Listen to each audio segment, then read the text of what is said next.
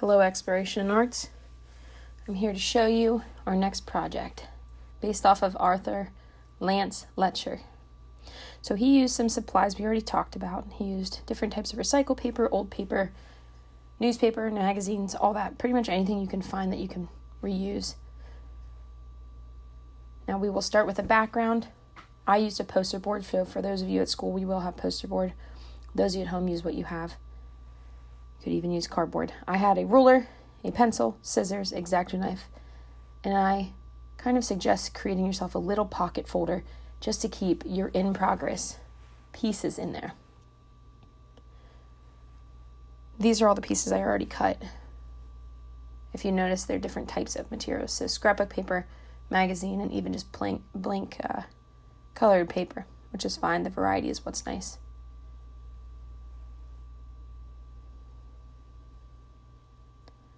So I'm first going to show you one of the ways to cut out your pieces, which is drawing your actual letter, number, or symbol.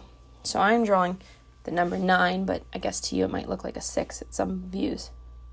So I drew mine backwards on the back of it so that when I cut it out on the front, it'll be correct. If that is too difficult, then I'd say you could draw on the front, just draw very lightly with pencil so that you can erase it afterwards. So I had showed you that we have an X-Acto knife or scissors. If you do not have an X-Acto knife at home, that is fine. Sometimes it just helps with the inside pieces. But the scissors work just as well. You just have to work slowly. Don't rush this.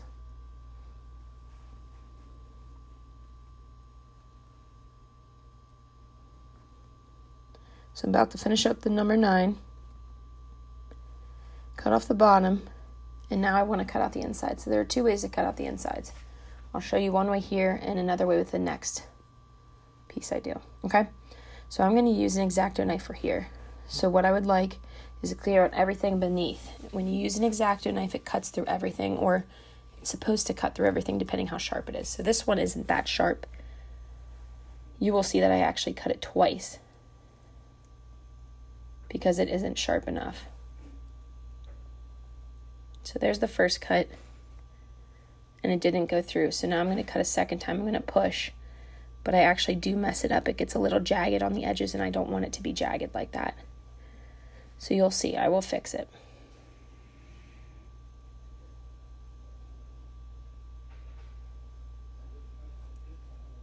So right there, the jagged pieces, I'm going to zoom in so that you can see. See those guys? See, I don't like that. And I would suggest trying to be as neat as possible with this. Not perfection, but just trying to make it look neat. So as I film this, I didn't really film it in view. So just give me a few seconds, it'll come back into view. But I'm actually using scissors to cut out the inside once again.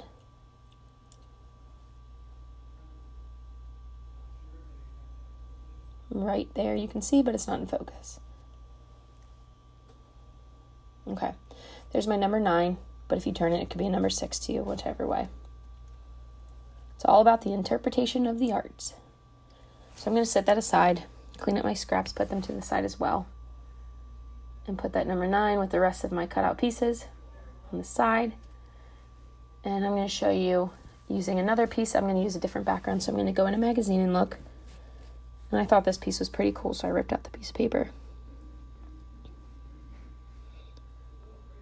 So with all those colors, it's pretty great. I feel like it blends in well. The point of this project is really focusing on our elements and principles of art. So right here is a good piece of color, a bunch of colors, repetition, all those things that are included.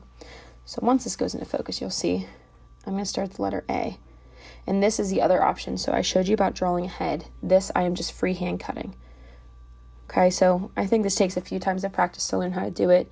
If you want to draw all yours out, that is fine. But I've done lots of years of cutting out letters, so I've kind of gotten the hang of it. So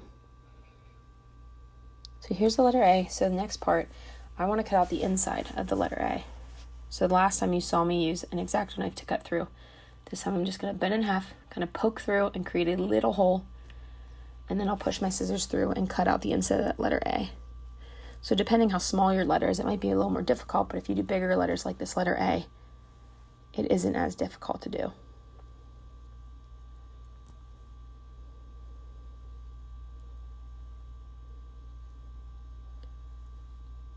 I'm almost done. Again, I didn't really keep it in focus, but there you see. There's my letter A, okay?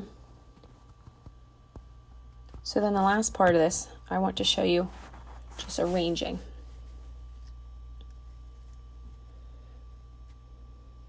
Now my piece is not finished. I plan to cut a good amount more of letters, symbols, and numbers. But this is just how sometimes in the middle I'll just start to arrange them and just see what I like. And if you notice, as I do these, I will try my best to spread out patterns that may look similar, the colors that are similar, just to have that variety. Kind of carries the piece throughout together. But if you would like to do yours in a rainbow order or stripes or something, if you want to get creative in that way, you do that. This is your project. So as I'm laying down the letters, numbers, and symbols, if you notice, they're all different directions. Some are off the page like this one. And if that's something you want to do, then that's fine. I clumped my green numbers together. So like I said, I spread out some of mine, but I also put some of mine together as well. And if you notice, I paid attention to the overlapping.